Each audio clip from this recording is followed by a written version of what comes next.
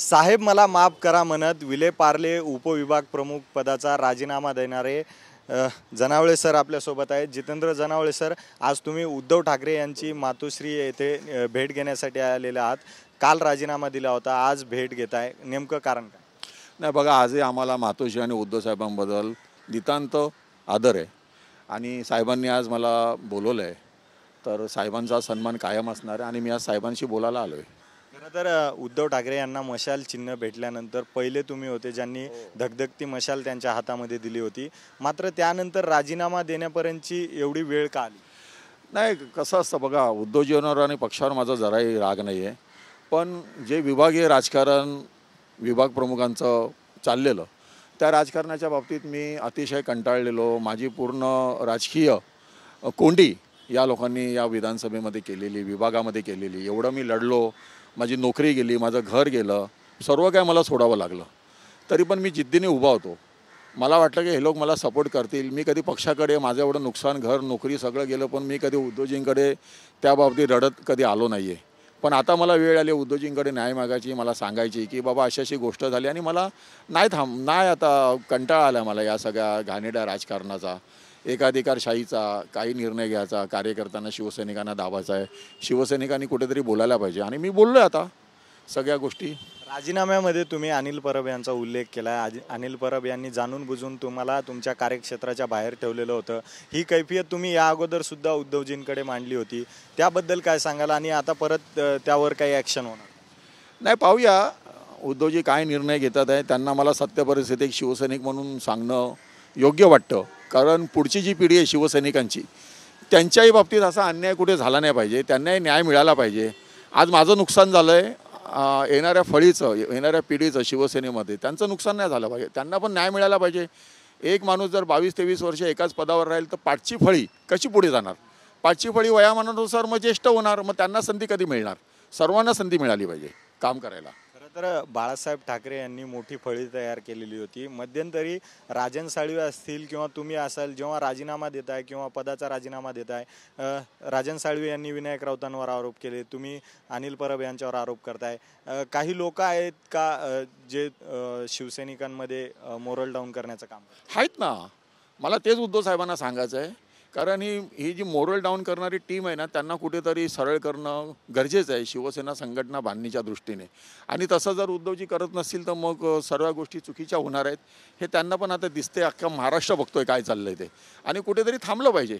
माझी विलेपार्ले विधानसभा शिवसेना प्रमुख माननीय बाळासाहेब ठाकरे यांच्या हिंदुत्वाची विधानसभा होती, हाय तिथून हिंदुत्व सुरू झालं। ती विधानसभा अनिल परब आणि संजय राऊत साहेबांनी आपला दिली, म्हणजे शिवसैनिकांच्या हातातून यांनी मशाल काढली आणि शिवसैनिकांच्या हातामध्ये झाडू देत होते, आणि झाडू घेऊन आम्ही शिवसैनिकांनी विलेपार्ले बाळासाहेबांच्या मतदारसंघात लढायचं।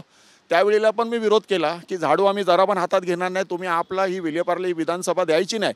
त्यांनी शिवसैनिकांची चर्चा नाही केली, शिवसैनिकांची मतं जाणून नाही घेतली, आणि हे निर्णय घेणारे कोण आहे? संजय राऊत साहेब आणि अनिल परब साहेब, की माझी विलेपार्ले विधानसभा, माझ्या शिवसेना प्रमुखांची विलेपार्ले विधानसभा यांनी आपलं दिलेली।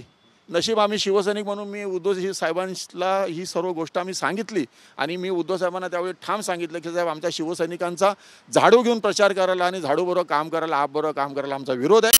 आम्ही शिवसैनिक आहे, तुम्ही मशालीला ही विधानसभा घ्या, आम्ही लढू आणि जिंकू। तुम्ही मशालकडून एवढ्या दिवसाचं काम करताय, आता महानगरपालिकेची सुद्धा तयारी करताय, मागच्या वेळी तुम्ही लढलेले होते, अशा परिस्थितीमध्ये तुम्हाला हा निर्णय घेणं किती अवघड आहे?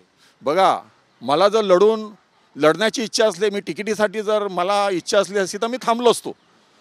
मला लढून जिंकणं हा विषय माझ्या वैयक्तिक पुरतं नाही आहे, कारण तो वॉर्ड मला लढायचा आहे, लढवायचा आहे। तो वॉर्ड मला भाजपकडून काढून परत एकदा तिथे शिवसेनेला द्यायचं आहे, ही माझी तडफ होती।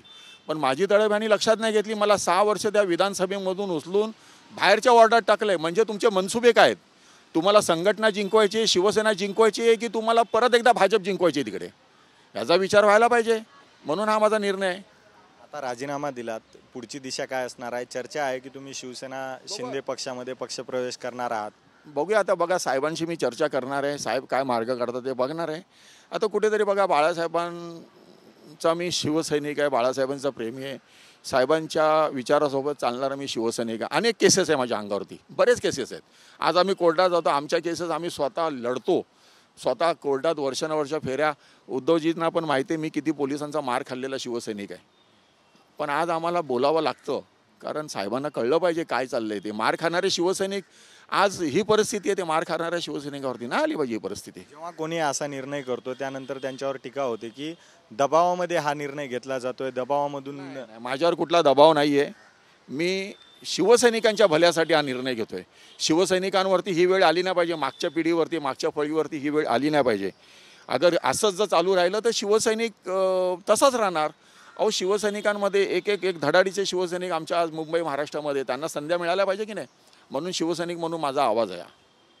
माझ्यावर कुठलाही दबाव नाही अशी भूमिका जितेंद्र जनावळे यांनी व्यक्त केलेली आहे. आणि आता ते मातोश्रीवर उद्धव ठाकरे यांची भेट घेण्यासाठी जात आहेत. उद्धव ठाकरे यांची भेट घेतल्यानंतर काय निर्णय होतो हे पाहावं लागणार आहे. कारण का मागच्या काही दिवसामध्ये शिवसेनेला ज्या प्रकारची ठाकरे गटाला गळती लागलेली आहे, ती गळती थांबवण्यामध्ये उद्धव ठाकरे यशस्वी होतील का, भेटीमध्ये काय चर्चा होईल याची अपडेट आपण तुम्हाला देतच राहू. मात्र सध्या तरी माझ्यावर कुठलाही दबाव नाही आणि माझा निर्णय मी घेतलेला आहे. अनिल परब यांची तक्रार जितेंद्र जनावळे आता उद्धव ठाकरे यांच्याकडे करणार का हे आपल्याला पाहावं लागणार आहे. कारण का राजीनाम्यामध्ये त्यांनी साहेब मला माफ करा म्हणून अनिल परब यांच्यावर सुद्धा टीका केलेली होती की जाणून बुजून मला कार्यक्षेत्राच्या बाहेर ठेवण्यात आलेलं आहे. आत्ता TV9ला बोलताना त्यांनी संजय राऊत यांच्यावर सुद्धा टीका केलेली आहे की आपच्या झाडूला मशाल हातातली सोडून झाडूला विलेपार्ले देत होते. हे सुद्धा संजय राऊत आणि अनिल परब देत होते, अशी सुद्धा जी टीका आहे ती जितेंद्र जनावळे यांनी केलेली आहे. कॅमेरा पर्सन गणेश सोबत मी अजय, TV9 मराठी, मुंबई, मातोश्री.